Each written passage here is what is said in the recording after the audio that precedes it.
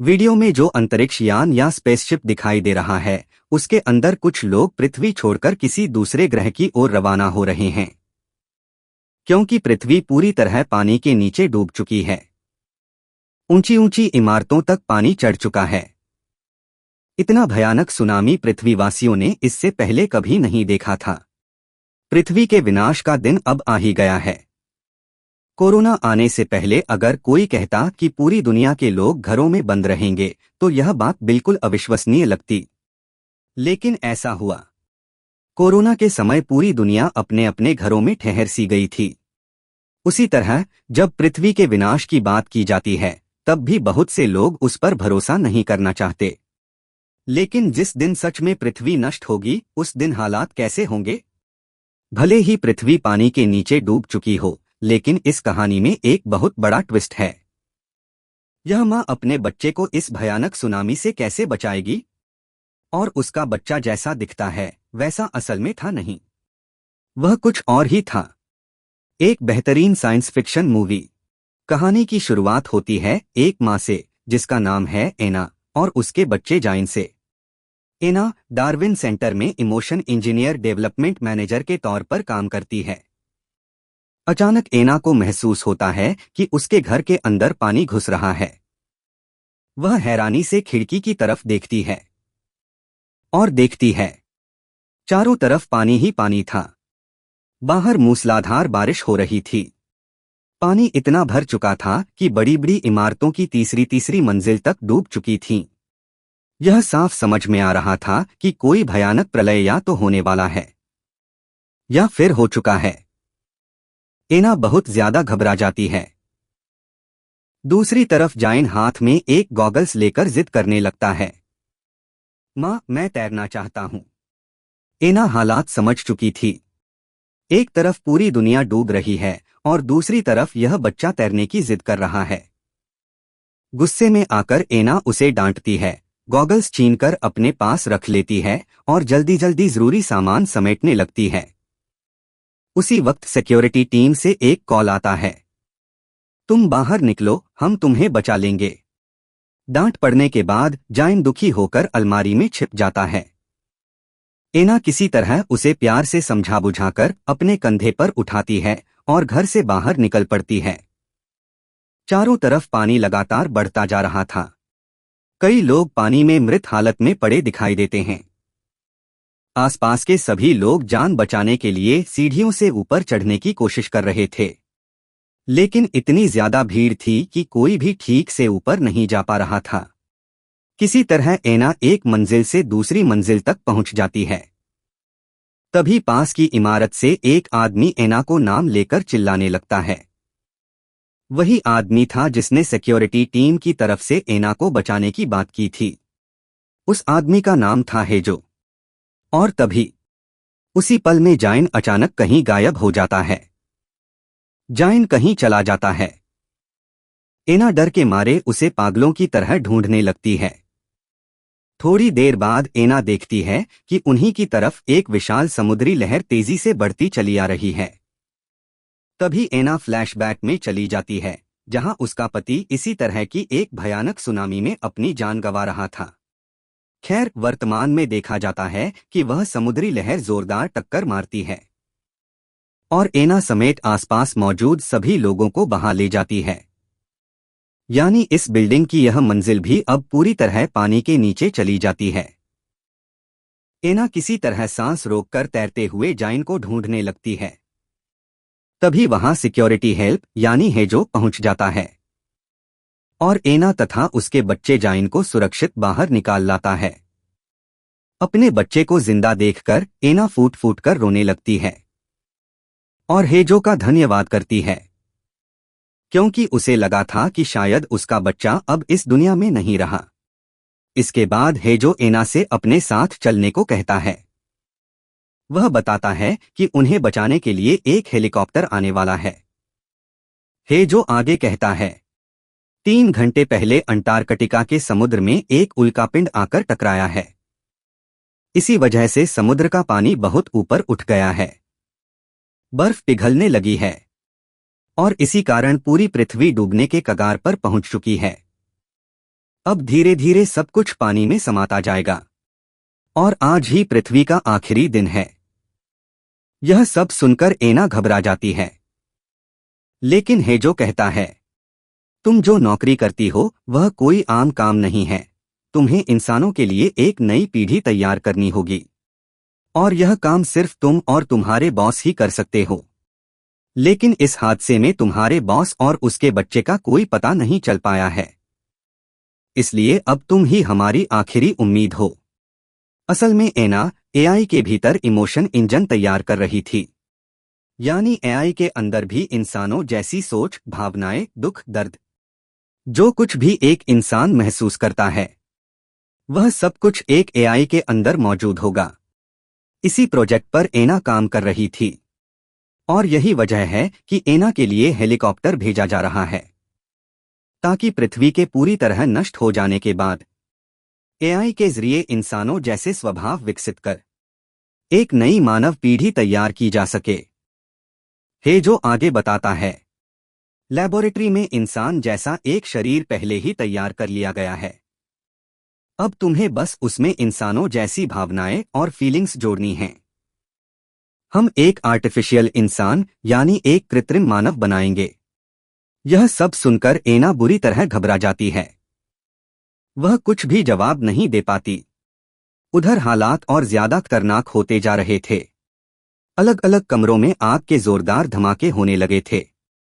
इसी बीच हेजो जाइन को बचाने की कोशिश करता है, लेकिन दुर्भाग्यवश एना पानी में गिर जाती है। वह तैरते हुए किसी तरह बिल्डिंग के अंदर पहुंचती है। तभी उसे लिफ्ट के अंदर से एक छोटी बच्ची के रोने की आवाज सुनाई देती है। वह बच्ची कौन थी? उसका नाम था जिसू।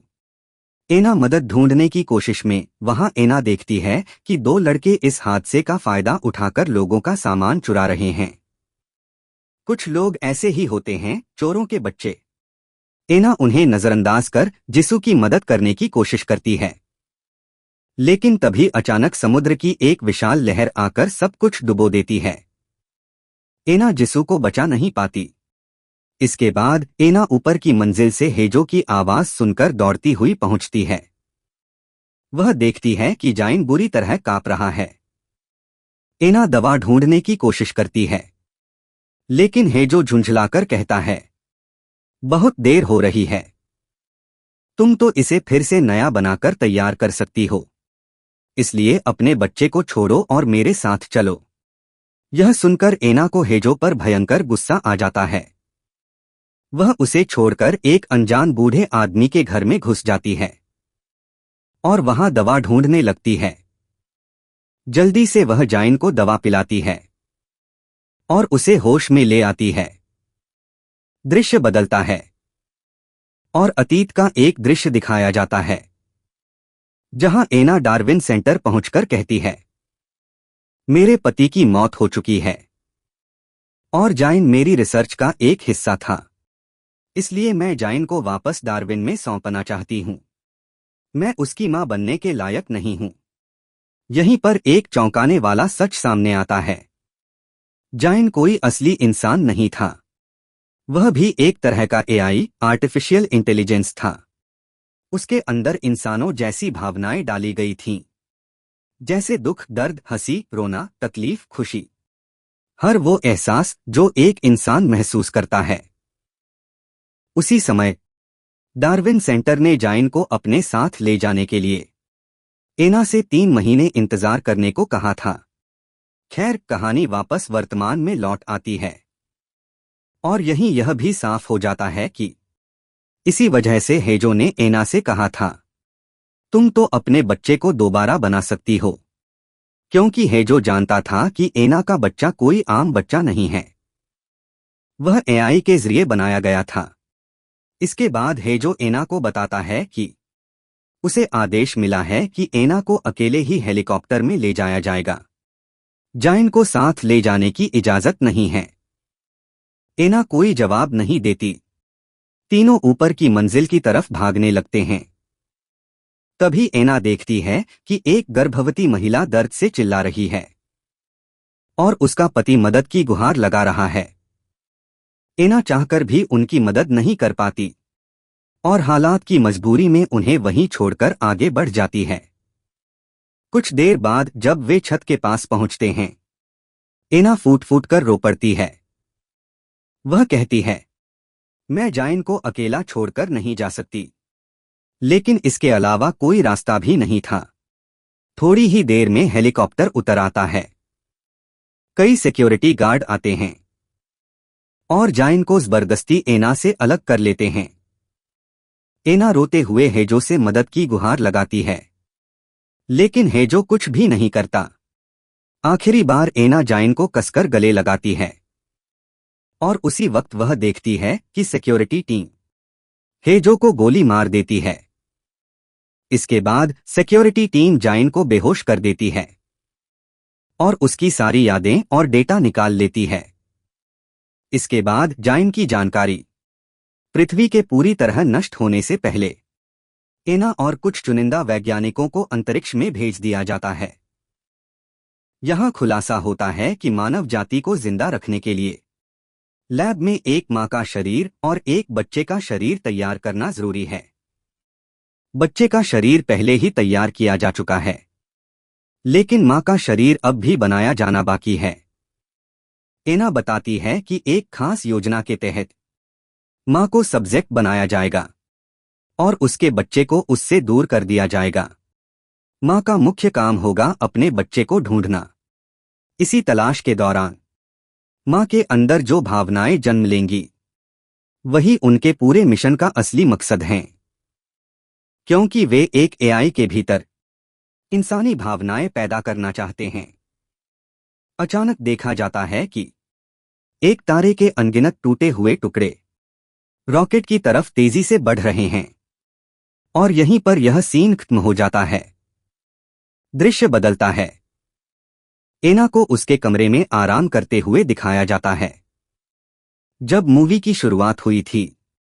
ठीक वैसा ही एक दृश्य फिर से दिखाया जाता है। अचानक कुछ अजीब होता है। एना उठकर देखती है कि उसके घर के चारों तरफ फिर से पानी भर चुका है। यानी शुरुआत में जो दृश्य था, वही सब कुछ एक बार फिर एना के लिए दोहराया जा रहा है। आखिर यह सब क्या है? तभी एक बार फिर उसी तरह हेजो का फोन आता है और वह कहता है, मैं डार्विन सेंटर से बोल रहा हूं, हम तुम्हें बचाने आ रहे हैं और आज जाइन को सेंटर में ले जाया जाएगा। दूसरी तरफ जाइन बार बार जिद करते हुए कहता है, मां, मैं सपना देख रहा था और जो मैंने सपने में देखा उसकी एक तस्वीर बनाकर मैंने तुम्हारे फोन पर भेज दी है, प्लीज देख लो। लेकिन इस भयानक हालात में एना जाइन की बातों पर ध्यान नहीं देती। उसे याद आता है कि जब वह डार्विन सेंटर में जाइन को लौटाना चाहती थी, तो सेंटर ने उससे 3 महीने का वक्त मांगा था और आज वही 3 महीनों का आखिरी दिन था। एना जाइन को फिर से अलमारी में छिपा हुआ पाती है। वह दुखी था क्योंकि एना ने उसके भेजे हुए चित्र नहीं देखे थे। एना समझ नहीं पा रही थी कि आखिर यह सब क्या हो रहा है। वही चीजें बार बार क्यों दोहराई जा रही हैं।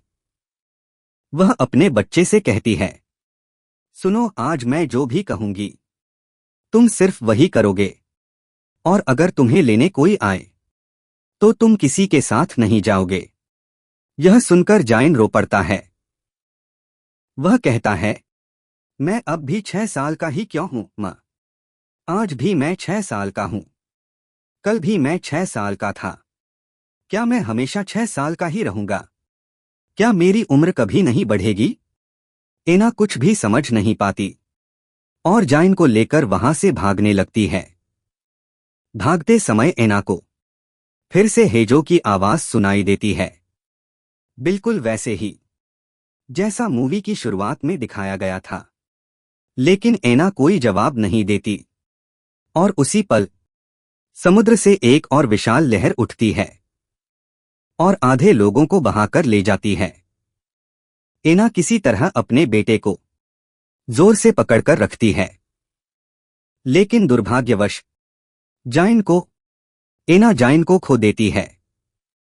वह पानी में तैरते हुए जाइन को ढूंढने की कोशिश करती है, लेकिन धीरे धीरे उसकी कुछ पुरानी यादें लौटने लगती हैं। जैसे मूवी की शुरुआत में जाइन को डांटते वक्त एना ने उसके गॉगल्स अपने पास रख लिए थे। कुछ ही देर बाद एक कार की जोरदार टक्कर से एना पानी के अंदर बेहोश हो जाती है और हेजो ही उसे बचाकर बाहर निकाल लाता है। लेकिन एना हेजो पर भरोसा नहीं करती। वह सीधे जाइन को ढूंढने में लग जाती है। हेजो उसे समझाने की कोशिश करता है। जाइन इसी बिल्डिंग के कहीं आसपास ही है, लेकिन एना उसकी बातों पर विश्वास नहीं करती और फिर से पानी में छलांग लगा देती है। हेजो हैरानी से पूछता है, तुम खुद जाइन को डार्विन सेंटर भेजना चाहती थीं, तो अब अचानक क्या बदल गया? अपने बच्चे के लिए इतनी ममता क्यों? एना कुछ भी सुने बिना तैरती हुई लिफ्ट के सामने पहुंच जाती है और वहां उसे फिर से एक छोटी बच्ची के रोने की आवाज सुनाई देती है। एना को याद आता है, पहले भी ऐसा ही हुआ था और उस बच्ची का नाम था जिसु। उस बार एना उसे बचा नहीं पाई थी, लेकिन इस बार पानी में डूबते हुए भी एना अपनी पूरी ताकत लगाकर लिफ्ट का दरवाजा खोलती है और जिसु को बचा लेती है। थोड़ी देर बाद जब दोनों संभल जाती हैं, तो एना जिसु से पूछती है, अगर तुम्हें मेरा बेटा दिखे तो उससे कहना कि मैं उसे ढूंढ रही हूं। जिसु कहती है, मैंने कुछ लड़कों की आवाज सुनी थी जो किसी छोटे बच्चे को परेशान कर रहे थे। यह सुनते ही एना की यादों में अचानक एना के ज़हन में उन दो चोरों की यादें उभर आती हैं, जब वे उसे घसीटते हुए ले जा रहे थे और उनके बीच एक भयानक लड़ाई हुई थी। टुकड़ों टुकड़ों में लौटती अपनी यादों के सहारे एना उसी कमरे में पहुंच जाती है जहां वे दोनों चोर चोरी कर रहे थे। वहां उनसे बात करके एना समझ जाती है कि वही लोग जाइन को परेशान कर रहे थे। तभी बिल्डिंग के किसी कोने से हेजो की नजर उन पर पड़ जाती है। दोनों चोर एना पर हमला कर देते हैं और उसे घसीटते हुए ले जाने लगते हैं, लेकिन एना इतनी जोरदार तरीके से पलटवार करती है कि दोनों बुरी तरह घायल हो जाते हैं। उसी वक्त हेजो समय पर वहां पहुंच जाता है और एना को बचा लेता है। हेजो कहता है, जाइन शायद सुरक्षित ही है, लेकिन कहीं छिपा हुआ है। धीरे धीरे एना को एहसास होने लगता है कि उसके साथ जो जो घटनाएं हो रही हैं, वे उसके साथ पहले भी कई बार घट चुकी हैं। इसीलिए कभी कभी उसे पहले से ही अंदाजा हो जाता है कि आगे क्या होने वाला है, क्योंकि वह इन हालातों से पहले भी कई बार निकल चुकी है। हेजो कहता है, एना तुम चिंता मत करो, हमारी सिक्योरिटी टीम जाइन की तलाश शुरू कर चुकी है। लेकिन एना को याद आ जाता है कि कैसे पहले सिक्योरिटी गार्ड्स ने उसके बेटे जाइन के साथ बुरा व्यवहार किया था। अब एना और खुद को रोक नहीं पाती। वह जल्दी जल्दी जाइन को ढूंढने निकल पड़ती है। एना के इस अजीब बर्ताव को देखकर हेजो को उस पर शक होने लगता है। क्या पहले भी एना के साथ, क्या एना ने उसे पहले भी कभी देखा था? उसी तरह एना को फिर से उस गर्भवती महिला की चीखें सुनाई देती हैं। लेकिन इस बार एना उसे छोड़कर नहीं जाती, बल्कि उस महिला की डिलीवरी में उसकी मदद करती है। धीरे धीरे एना को याद आने लगता है कि जाइन ने उसके फोन पर कई तस्वीरें बनाकर भेजी थीं। असल में जाइन एना की ही तस्वीरें बनाया करता था, जिन तस्वीरों के पीछे एक हेलीकॉप्टर दिखाई देता था। ऐसी अनगिनत तस्वीरें थीं। उन्हें देखकर ऐसा लगता था मानो जाइन बार बार एक ही दृश्य देख रहा हो और हर बार उसे चित्र बनाकर अपनी मां के फोन पर भेज रहा हो। तभी एना समझ जाती है वह एक समय के जाल में फंस चुकी है, एक टाइम लूप में, जहां समय उसके लिए बार बार उसी तरह लौटकर आ रहा है। इसी वजह से उसके साथ वही घटनाएं बार बार घट रही हैं। यानी एना ही वह मां है जिसे बार बार अपने बेटे को ढूंढने का काम सौंपा जा रहा था, लेकिन हर बार वह असफल हो जाती थी। और क्योंकि वह हर बार हार जाती थी, इसलिए कहानी फिर से शुरुआत से शुरू हो जाती थी। हर बार समय उसके लिए उसी एक बिंदु से दोबारा शुरू होता था, जहां वह अपने घर में बैठी होती है और घर के अंदर पानी भरने लगता है। और हर बार जब वह अपने बेटे को नहीं ढूंढ पाती, तो समय फिर से वहीं लौट जाता है, उसी कमरे में जहां वह बैठी होती है। और कमरा पानी से भर रहा होता है।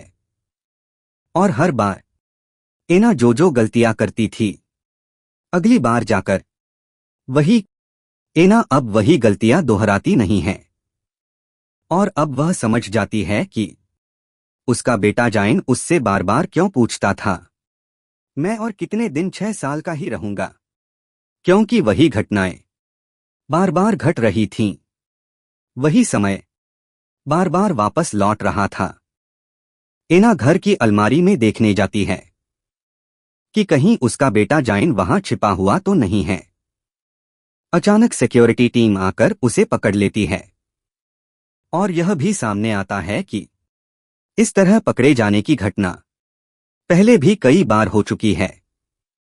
जब हेजो आकर एना से मिलता है, तो एना आधी बेहोशी की हालत में कहती है, ये सिक्योरिटी टीम वाले तुम्हें मार डालेंगे। यह सुनकर हेजो के मन में भी शक पैदा हो जाता है। क्या एना से उसकी मुलाकात पहले भी हो चुकी है? अपनी समझदारी से हेजो सिक्योरिटी टीम के लोगों को मार देता है और एना को पूरी तरह होश में लाने में मदद करता है। इसके बाद एना उसे पूरी सच्चाई बता देती है। वह कहती है, जब मैं पहली बार जाइन को छोड़कर अकेले चली गई थी, तभी से जाइन अनगिनत बार खो चुका है और यह सब कुछ मुझे याद है। एना की बातें सुनते सुनते हेजो को भी अपनी कुछ यादें लौटने लगती हैं। जैसे अंत में लड़ाई के दौरान उसे एक बार गोली भी लगी थी। यह बात भी उसे याद आ जाती है, क्योंकि एना जानती थी कि जाइन हर बार किसी न किसी कमरे की अलमारी में ही छिपता है। इसलिए उसके पास पहुंचने के लिए एना और हेजो दोनों को ही बहुत समझदारी से सिक्योरिटी टीम के साथ अब दोनों को लड़ना ही होगा। एना और हेजो बंदूकें लेकर मुकाबले के लिए तैयार हो जाते हैं। समझदारी से वे सिक्योरिटी टीम से बचते हुए आगे बढ़ते हैं। उनका लक्ष्य सिर्फ एक ही था, वह कमरा जहां किसी अलमारी के अंदर शायद जाइन उदास होकर बैठा हुआ हो। भयानक गोलीबारी के बाद एना आखिरकार उस कमरे तक पहुंचने में कामयाब हो जाती है, लेकिन हेजो मारा जाता है। दुर्भाग्यवश उसी वक्त 2 सिक्योरिटी गार्ड वहां पहुंच जाते हैं और एना को पकड़ने की कोशिश करते हैं। तभी अचानक समुद्र की एक जबरदस्त लहर आती है और उस मंजिल को भी पूरी तरह पानी से भर देती है। लेकिन खतरा यहीं खत्म नहीं होता। एना देखती है कि जैसा उसने सोचा था, उस कमरे की अलमारी में जाइन नहीं है। किसी तरह एना उन दोनों सिक्योरिटी गार्ड्स से बचकर छत की तरफ भागती है। वहां एक दिल दहला देने वाला दृश्य दिखाई देता है। 30 मंजिला इमारत पूरी तरह पानी में डूब चुकी है। सिर्फ यही छत अब तक पानी से भरी हुई नहीं है। छत पर एना को कई टूटे फूटे फर्नीचर दिखाई देते हैं।